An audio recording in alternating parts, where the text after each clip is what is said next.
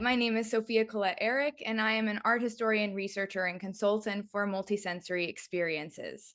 My company, The Olfactory Contractor, coaches and consults museum practitioners and others on the educational impact smell can have on the public. It is my pleasure to welcome you as the host of the Internet of Senses Institute podcast for the Sense of Smell.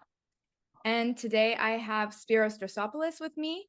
Born in the Netherlands, raised in Greece, and educated in Germany, Spyros has an unusual background for a perfumer. Aside from being a self-taught perfumer, he also happens to be a former academic with a doctorate in cognitive neuroscience. After several years of intensively studying and experimenting with hundreds of perfume materials, Spyros released his first creations onto the market and founded BARUTI. Aside from that, Spyros works on other fascinating fragrance projects like the Red List Project, an initiative dedicated to conserving endangered plant species through recreating their scent. He creates for other brands, has worked on AI and perfume, provided scents for various art expositions and projects, performs live with scent, and also regularly teaches perfume courses at the Institute for Art and Olfaction in Los Angeles. So welcome, Spyros. Thank you so much for having me. So can you start by introducing yourself a little further, explaining your background, perhaps how you ended up being a perfumer? Sure, yeah. So I think you've already captured most of it. I think, I mean, for me, perfumery started as a hobby more than 15 years ago.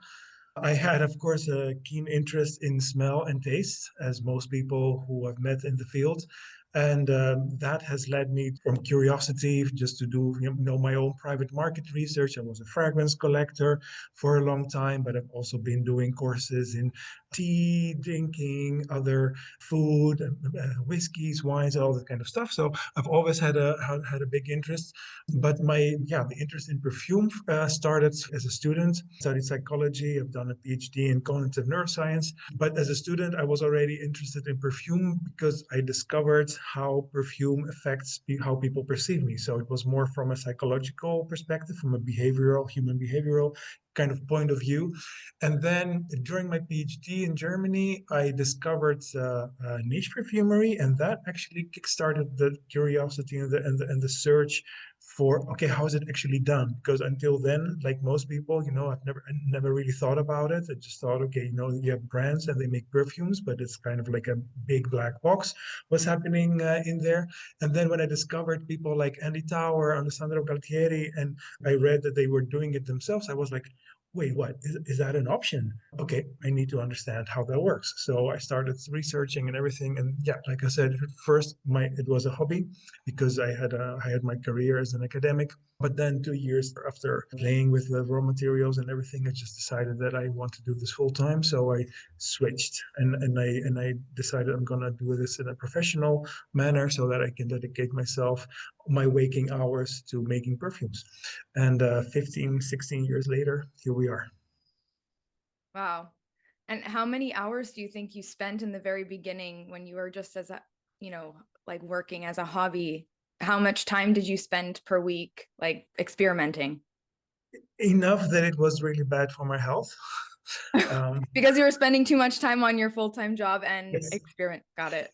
Well, because I was really, I don't know, like I think it hit some kind of monomanic fascination nerve in my brain. So like I was, yeah, I think I was, and still making long days, long hours. It's not a biggie, but definitely in the beginning, I think there's such a vast load of information. Like so much stuff to discover, and everything was so interesting and so fascinating that yeah, I think I've spent countless hours, and it's still a lot, but it never felt like a lot. I had to force myself to stop, not to get started. Yeah.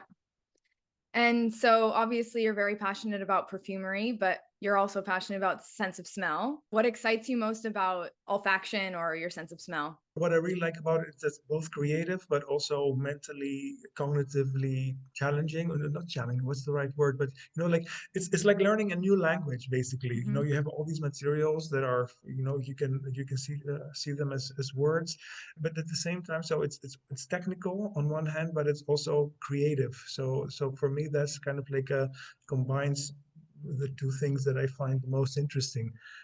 As an academic, I was always using my head a lot, and everything is thinking, thinking, thinking. But I've always had creative outlets on the side because otherwise I would go nuts. I play drums, I photography at a pretty serious level and everything. And then perfumery just made me a complete monomanic because I had everything in one thing. So I could be creative and I could like spend my time absorbing information. So that for me is still and the most interesting, yeah, what I find so fascinating about scent. And I think also the fact that we don't really understand scent to 100% yet also makes it kind of fascinating, like still designing molecules or understanding how the nose exactly works and what it is that, why things smell a certain way and stuff like that. It's still in the process of getting discovered. So there's also this creativity, the joy of creation. I think if at some point making a perfume is just like I don't know, press a button and you have it, I might start getting a little bored and we'll Hmm. need something else, some other outlet. So far so good. So I think we have a lot of stuff that still needs to be discovered in the field. But you also mentioned at the beginning that something that fascinated you is also how smells can change how you perceive things, whether that's people or an environment. So that's also something interesting about scents or adding scents to experiences or to yourself, that it changes how people perceive you or perceive the environment, right? Yeah, absolutely. Yeah, absolutely.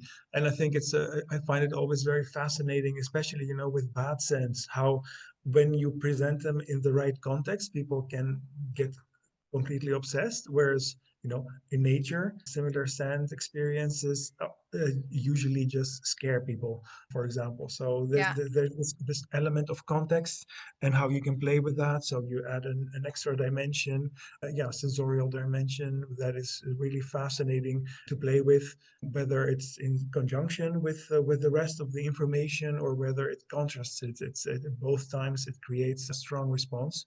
So that's also very interesting and very, very nice to play with. Like as a perfumer, sometimes you think like, okay, I'm just making perfume. It's nothing, like I'm not gonna save the world or anything. At the same time, sometimes you get, for example, emails from customers that are so deeply emotional that people are so touched by what you do. And then I'm thinking, like, so maybe it's not just perfume. Maybe, like for some people, there is some meaning, something more, something deeper, and it affects them in a way that is, like not just, yeah, a little bit out of the ordinary. So that is definitely also very interesting. And the people who think my personal work is horrible, and that's actually also very. That happens. Oh, that Because happens a lot. Yeah, yeah, yeah, because yeah. also people are very like impulsive and open with how they feel about scents.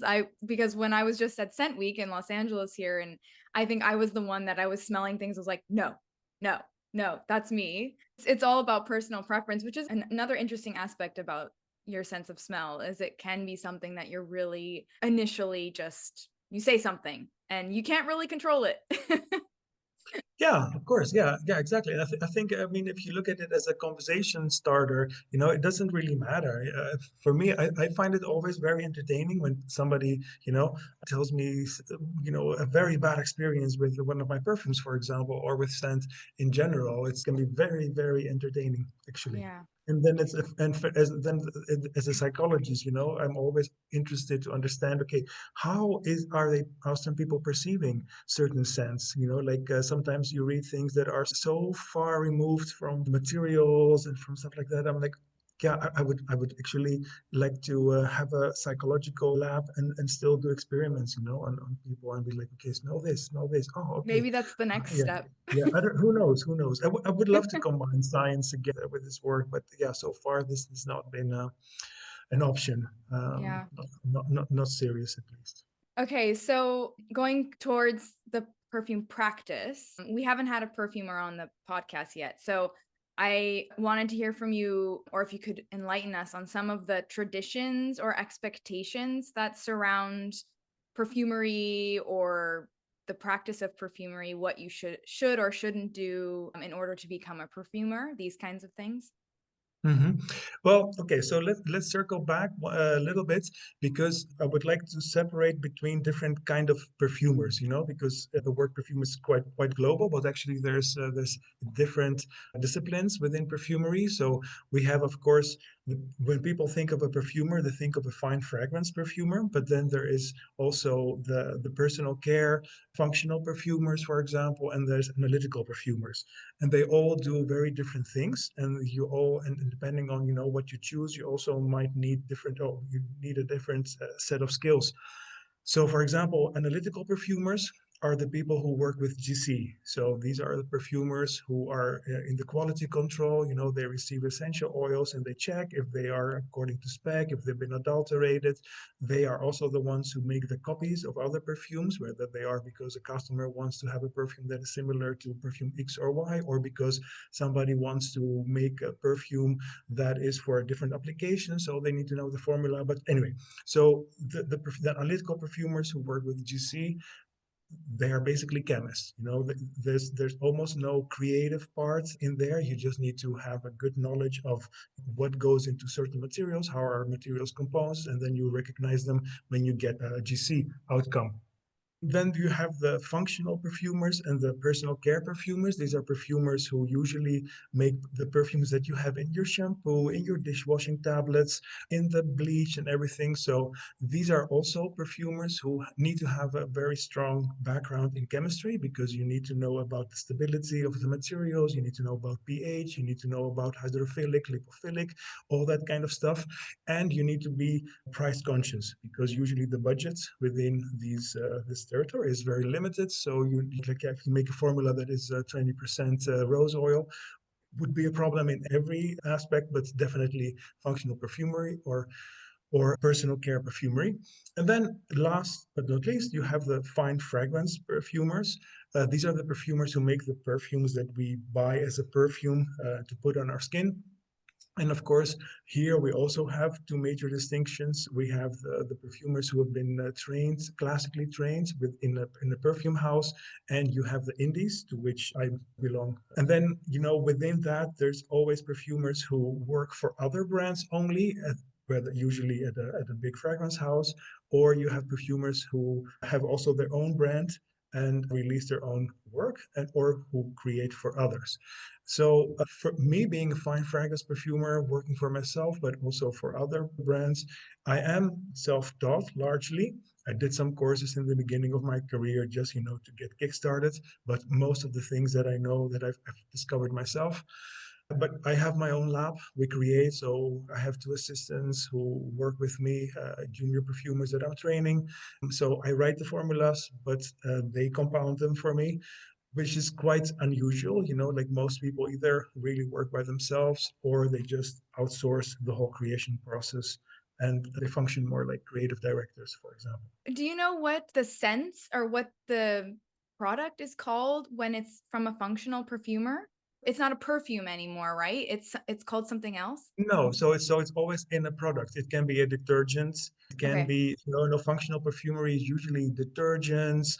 So the cleaning products for the house, your laundry, soap, stuff like that. And then the personal care is more, everything that goes into cosmetics other than perfume. So shampoos, body creams, shower gels, all that kind of stuff. So yeah. And it's still categorized as a perfume in a way.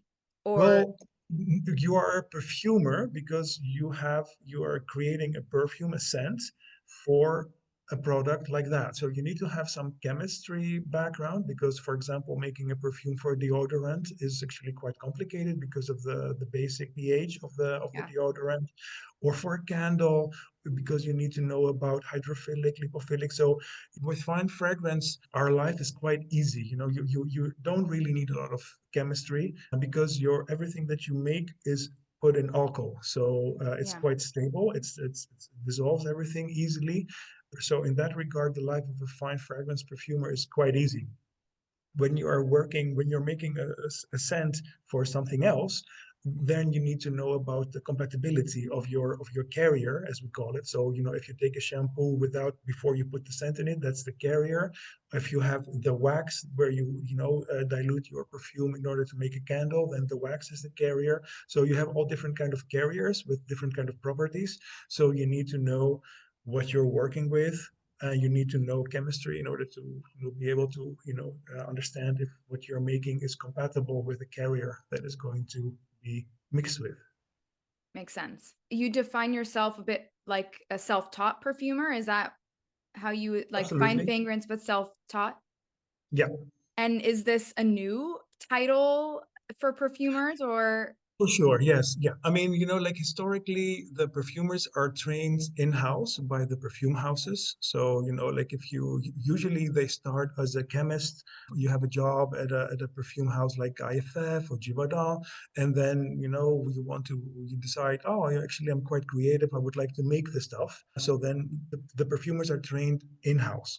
With the becoming more available of the raw materials, because that's actually what allowed for this whole indie scene to emerge, is basically the access to the raw materials. So I think Linda Andrews from Perfume's Apprentice received an award because exactly that, like before that, you didn't have access to the raw materials. So I think it's the kind of like the DIY culture, and there's Perfume's Apprentice, but there's a couple of more stores that started like that started making high quality, other than the typical essential oils that you would get in the aromatherapy shops available to the public. So that sparked interest, and that also enabled people to learn. It's like, if nobody had access to a guitar, there Mhm. wouldn't be any guitarists, or being guitarist would be something super, like alien. So like, how do you become a guitarist if nobody has a guitar? It's quite difficult. Mhm. Yeah. So of course, this is something that happened in the last 20, 25 years, maybe. So early 2000s. So since then, we have the indie perfumers, the self-taught perfumers who, like just started somewhere and, discover sharing knowledge, you know, taking classes like mine, for example, stuff like that. It's very cool. It's also happening very fast, I think, right now. Like Yeah, it is. Absolutely. continues. Yeah. Yeah. It's good. Yeah. So I guess this will be a balance between talking about BARUTI, but also about your personal process of making a perfume or what your studio looks like. So I just was curious. Okay, I worked at BARUTI with Spyros, so I know what the studio looks like. But what's your studio like? What do you do there? Because I think you mentioned before some perfumers don't actually perform production of the Mhm. perfume in their in-house. So how does that work? Yeah, so we have the perfume, the lab, where we have the raw materials, and we have the raw materials in pure concentration as we buy them from our suppliers. And then in the organ, we make a dilution so that because it's faster to work, for example. But then, like perfumery is not like, it's not really high tech. You need a couple of high precision scales, with you have your bottles, you have your raw materials. So for the R&D part, at least, that's, kind of like all you need, a couple of solvents, pipettes, bottles, that's basically all you need. We also do production. It was not initially my intention to start doing production, but I found that it was adding a certain level of flexibility to my work, because when you work with contract manufacturers, you have many MOQs and stuff like that. So it wasn't always easy for me, to plan that all my perfumes finished, that I could do production, because you have your bestseller that's out of stock, but then you need to also wait for others. And I was like, no, no, no, no, no. We're just going to do it ourselves. So we can do small scale production. When we have larger quantities, we can still outsource it. But we have the flexibility to do that in the lab. So for that, you need a crimper filling machine. So we have a pneumatic filling machine that we can fill the bottles with. We have a device, kind of like a compressor, to see Oh yeah, if to the check if the bottles bottles will are leak leaking. in Exactly. Yeah. transit. So Yeah. exactly, stuff like that. So a lot of scales and containers with materials. You need to have a couple of licenses, at least in Europe. I don't know how it works in other parts of the world. For the alcohol, for example, so that we can use specific alcohol for the perfumes. stuff like that. So it's, And licenses yeah. for mailing the Yeah, products. exactly. Okay, yeah. So then you need to go through the whole process of shipping dangerous goods, which is like a separate course, stuff like that. You need to have some contracts with like chemical waste garbage collectors, because you cannot just go with your jerry can with waste perfume and just dump it in the garbage. So stuff like that. But usually it's quite self-evident what needs to happen in order for perfume lab to be able to operate at a professional level. So we've done that. And so we're able to do both. Maybe also my particular background, being an academic and also having the cognitive neuroscience as a background specifically. So I've done also the safety evaluation courses for Europe. So this means that I'm also able to do the paperwork that is needed for the perfumes. And actually, I also help some other brands from abroad with the paperwork that they need in order to enter European market. So yeah, so that's kind of like for me at least, it was not rocket science at all. Yeah, and to put it into perspective, when I worked with Spyros at his lab, I did everything from putting stickers on the boxes of his perfumes to filling the bottles. So you have like every single step of the way there's hands in it, like personal hands in it, which is, I think, quite special. So when you receive that bottle of perfume, you really know that someone put a lot of care into it, which I really felt when I worked there, which is nice. Yeah, and it's something that sometimes I feel like maybe I should promote it more, but at the same time, like I don't. Yeah, I think it's important, like because the quality of the product would be the same if it was outsourced, But of course, there is this romantic idea of it's all made in house, blah blah blah. So I get it, I love it, but for me, that's not part of my USP or anything. So that's also why we tell people if somebody asks, but it's not something that I feel like something to brag about in particular. So you mentioned your perfume organ. How do you categorize the materials and why? So the perfumer's organ is basically the library that you have available as a perfumer. So all the materials that you have access to. And why you categorize them? Well, I mean, like in my case, I have, I think, 1200, 1300 materials already. So if they would be just, one massive wall of materials, it would be quite hard to keep track of everything you have. So also a lot of materials, like I mentioned before, the comparison to learning a new language, and actually a lot of materials are kind of synonyms to each other. So, like grouping them for me makes sense. I group them based on how I use them. So we group them mostly olfactively. So this means that I have a section with materials that, for me go together with rose or spices or the musks or animalic materials. We have a category called stinkers where we have mostly sulfuric materials, the ozonic. So yeah, that's kind of like how we group them. And I understand it's completely subjective because I do it in a way that makes sense to me. So this might be not exactly how the supplier, for example, describes or classifies one of the products. But yeah, so as long as we have consensus in the lab, so everybody knows where everything is stored, so they can find when they need to look something up, I think everybody's happy. And of course, also as the organ grows, we get more and more subcategories, like because when I started, I had woods. And now we have patchouli is a separate category, sandalwood is a separate category, vetiver is a separate category, cedar wood is definitely a separate category. You have all the woody ambers, all this kind of stuff. So yeah, so as you get more materials, you need to chunk more in order to keep track of basically what you have available. And we also group the materials in that way.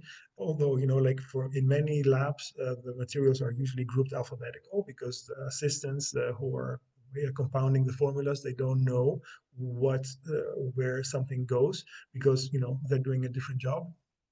But in our lab, because also Mariana and Nicola are training with me, it's also good for them to learn the materials. And for me, it's nice, when I go to a specific corner of the organ, and then I see materials that I might have forgotten about. I'm like, oh yeah, I have this.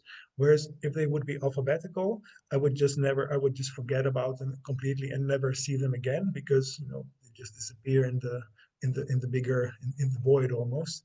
And now you still have them grouped. So when I'm checking the rose materials, I see all the materials that I have classified with rose, but have not worked with. So for me, that helps.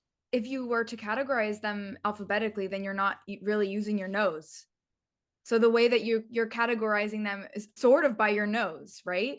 Yeah, absolutely. Yeah, yeah, totally. Which Yeah, makes yeah. sense. No, but I mean, like, if you work in a bigger company where the assistants are not necessarily interested in becoming a perfumer, then for them it's only important to be able to find something. So if it's not alphabetical, they don't know, like they don't know that phenethyl alcohol is a major component in rose. So that, when they see phenethyl alcohol in the formula, they go to the rose section to get the material. So yeah, like for them, it could be anywhere. It could be a musk, it could be a woody amber. Yeah. They don't know and they don't have to know. So then it makes sense to put everything just alphabetical in your organ so that people can find what they're looking for. Yeah. So I mean, both ways make sense, but I like your way because it's also a way of remembering them, yeah, I of guess. course. Yeah. Yeah, you're using your nose to work with these materials more than your alphabetical knowledge. No, absolutely. Yeah. Yeah. And the language that you work with in the lab is also English, not Dutch or Greek. Like when you categorize your Yeah. scent. It's English. Yeah. Yeah. I think So that's something yeah. to think So about as well. It's kind of interesting.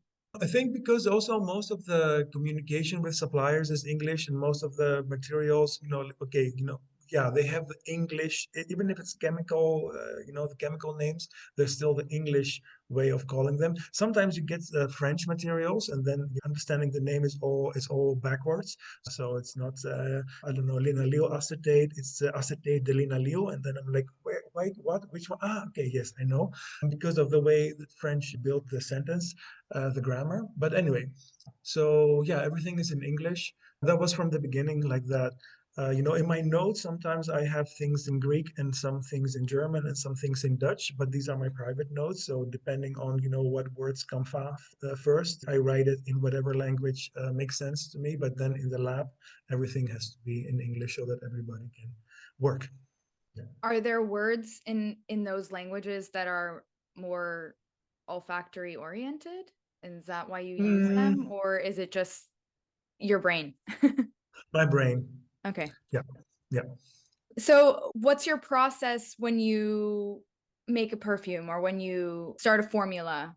What's your So for me, thought? making perfumes is kind of like painting with your eyes closed. So, like you have an idea in your mind about something that you want to make, and then, that translates into a recipe, a formula. So then, that formula is getting compounded. Smell, usually I'm in shock because it's completely not what I wanted it. And then you start fine tuning in order to get it right. The process of, like the inspiration, it can be coming from the actual materials. We just went to Simpar last week, so we have a lot of new toys to explore. So a lot of these materials already initiate an idea, triggered something that I want to make with them. But most of the times I have some sort of sensation, something that I experience, something that I would like to experience, so completely made up a fantasy that I want to translate into a scent. And then, I start coming up with ways basically that, I would be able to tell that story, convey that feeling with the scent. So it's kind of like that's kind of more like top down, where you have already the idea, what you want to make, and then the process is in making it, versus what I call the bottom up kind of process, where you have the materials that you already know you want to work with, and then you just see if the combination works the way you expect it, and then you refine it in order to get it perfectly right. And sometimes this takes years, right? Yeah, yeah. I mean, it depends. For myself, I like to take my time because also, like it's my own work, so nobody's actually waiting for me to do anything. So I must say that my own perfumes always take much longer than when I'm working for a customer. Usually because with a customer you have a certain sort of deadline. So then we just wrap it up at some point. Of course, we still have to be, 100% in favor of the end result. But when it's my own work, yeah, you know, the, I can take another month to rework it, or I can try in a couple of other ways things to make.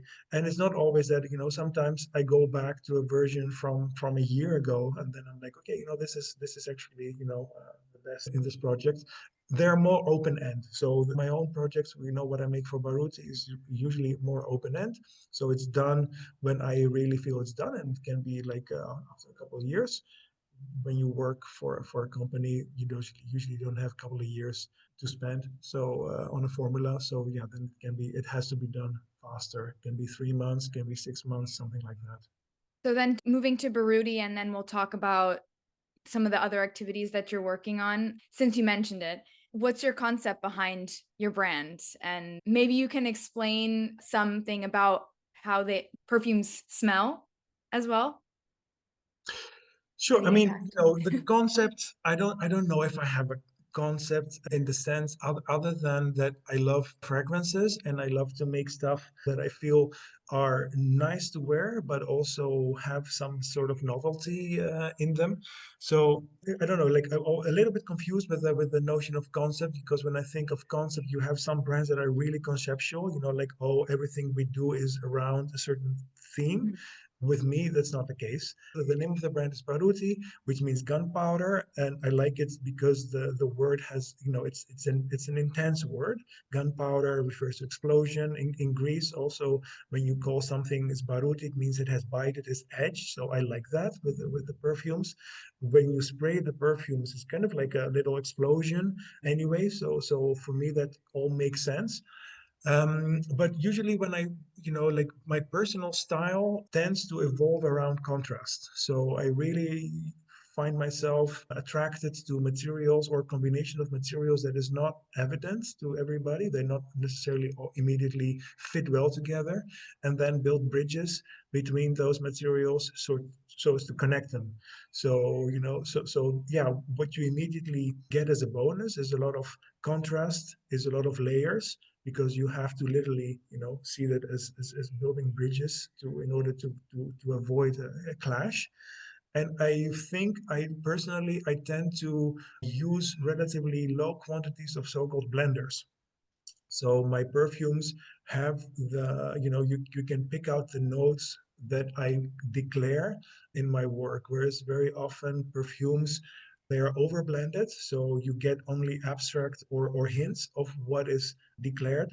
So that's definitely a style. Also, when I'm teaching perfumery, I'm trying to explain that to my students, that the level of blenders that you use basically determine whether your perfume is going to be a chaos, just chaos, or a soup, a brown soup with nothing nondescript, with almost no individual notes, or something in between. So, that's something that you can just adjust depending on your taste, I guess. I think you described it very well, because your perfumes are like powerful, and they last really long. So when you wear them, you can smell it the next day still on your skin. Like, they last very long. So I also think that, like, the idea of gunpowder, like that explosion, matches your all of your perfumes in a way. I mean, some are a bit more, Some I are don't more know, subtle, some are some more are subtle there. definitely That's the more word. potent. Yeah, yeah, of course, yeah. But yeah, I mean, I think with a name like Baruti, yes, that is kind of like almost like a must. But it's fine. I don't find it limiting so far, so it's okay. Do you have a favorite perfume that you've made? A favorite perfume of my own? Yeah. Oh, Yeah. I guess it's always the last one. Like Okay. What was the last one? like with every artist, the most recent work is always the best and the most interesting and everything. Usually, yeah, no, of course. I mean, I love all my babies, and there's definitely things that I also wear myself, and other things that I really love, but I don't wear myself. But no, I don't think I've released anything that I'm not able to defend. I wouldn't have released it if I didn't like it. So you have two perfumers in the lab that are your assistants, but you're also training them. Mhm. So I wanted to ask you the question about, like, how you are contributing to the next generation of perfumery, because I know even with this podcast, I've learned a lot.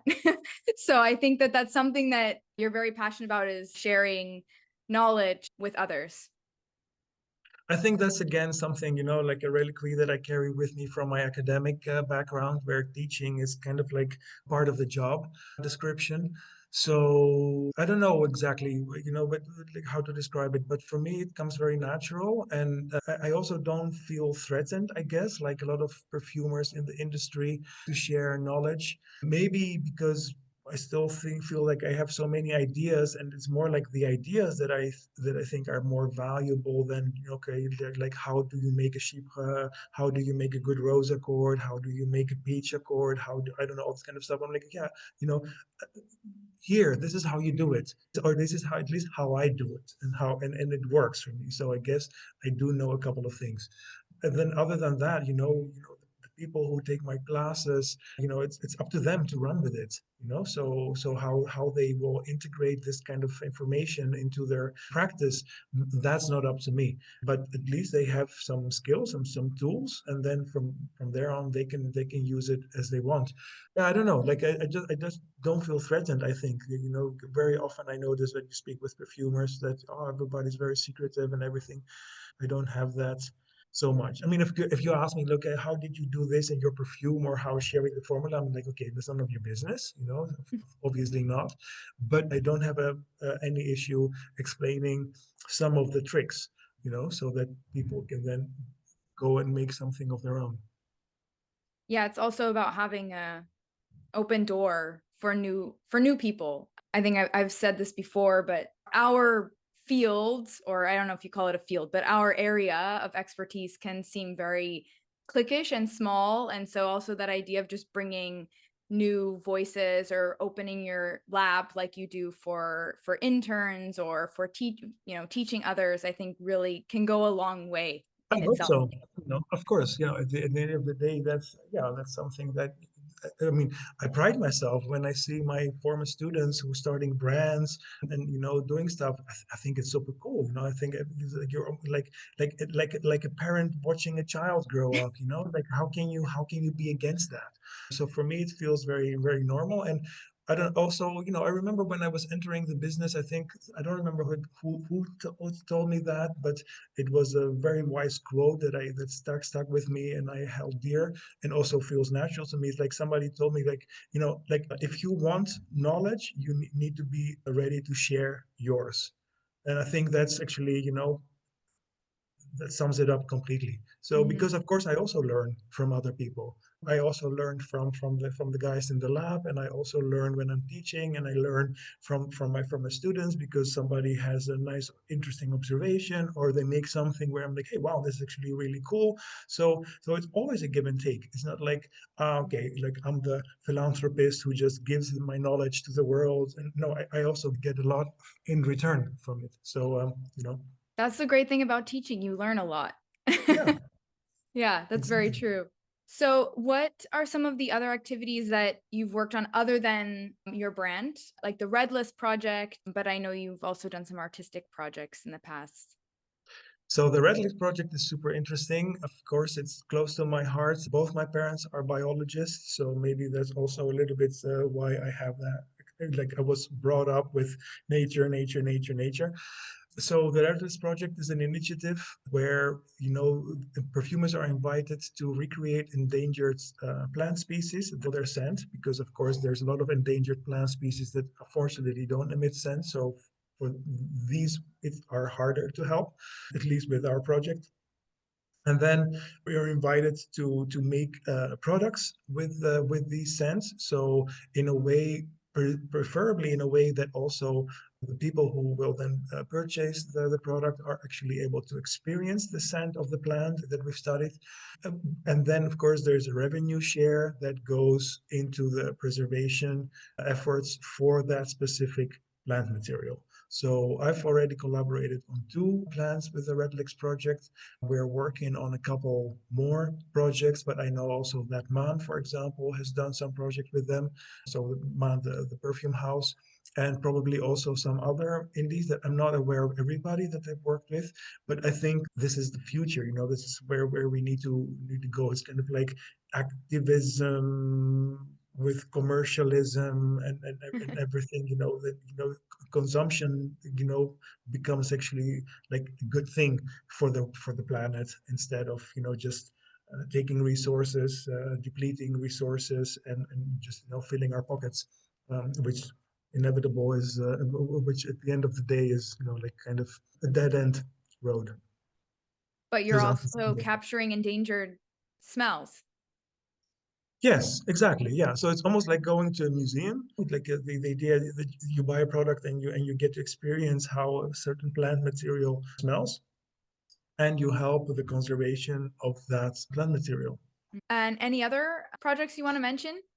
I mean, I love working with artists on artistic projects. For me, like anything scent related is interesting. So if somebody would ever ask me to make them a deodorant scent, I would probably jump on it. I would have to study a little bit, say the pH values and stability and stuff like that.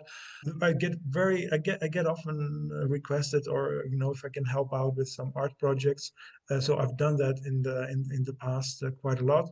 Recently, I played live again since a long time with a band, live on stage. That was super fun, and this is really something that I would like to do more, in the future. So I think for me, these are kind of like the raisins in the cornflakes, or what you call it, or the cherries on the pie.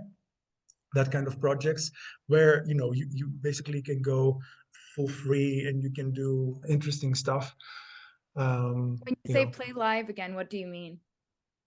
So I mean that that I have my raw materials. I've made a sequence that I've predetermined, kind of like a DJ decides, okay, which records they're gonna play one after the other.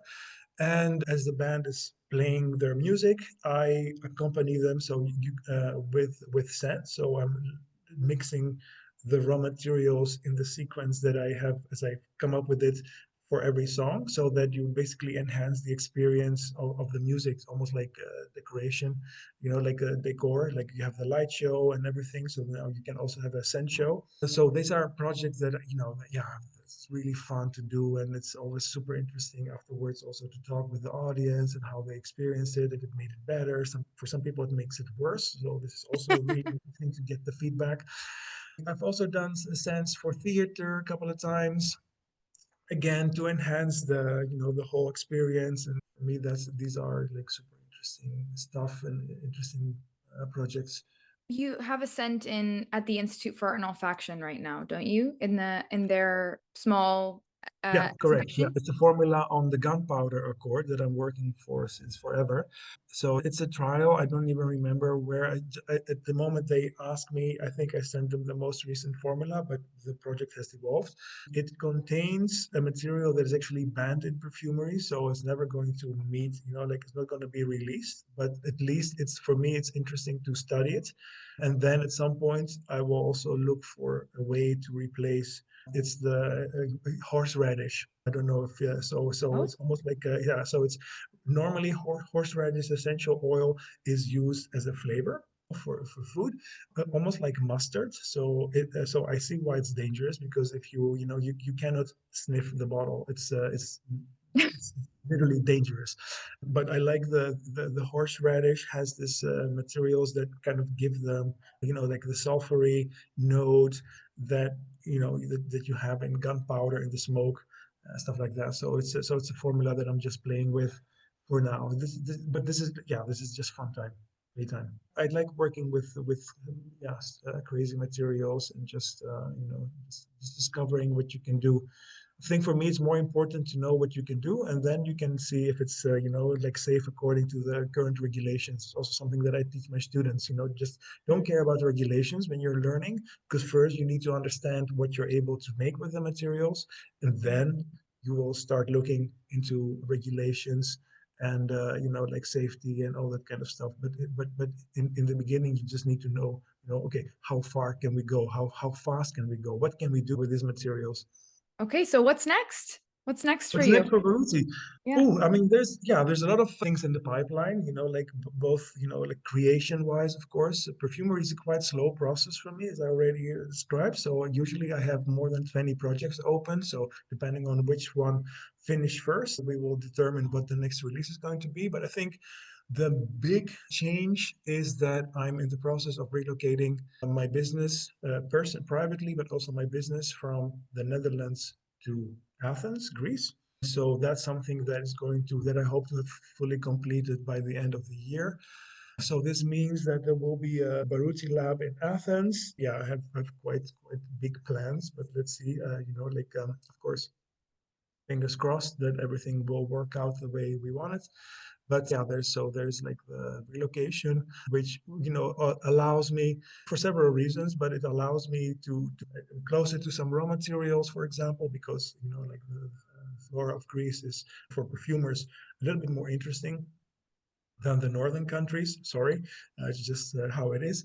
And then like also there's a collaboration with the IIO, so we want to intensify that a little bit. Maybe do some more regular classes and stuff like that. So there's a lot of things in the pipeline that I hope will materialize in the coming months. But I think you just wanted to move to Athens because of you needed some sunshine. Come on. Mm. Yeah. That's absolutely a part of the big part of the yeah. True. I Like mean, me. Like me, I've you been living. needed the sunshine. Yeah, I've happily lived in the Netherlands for since '93. I moved to the Netherlands, to Amsterdam, when I finished high school. So, but yeah, after so many years, I feel like I need to spend more time in Athens again. Yeah, Great. Well, I'm excited to see what happens and hopefully visit you in Athens sometime soon. you should. You should absolutely. Yes. Yeah. All right. Well, this was a great interview. I learned a lot, as I mentioned, and thank you so much for sharing. Thank you for having me. Yes, it was really fun. I enjoyed it. All right. Bye, Spiros. Bye bye. Bye bye. Give me that.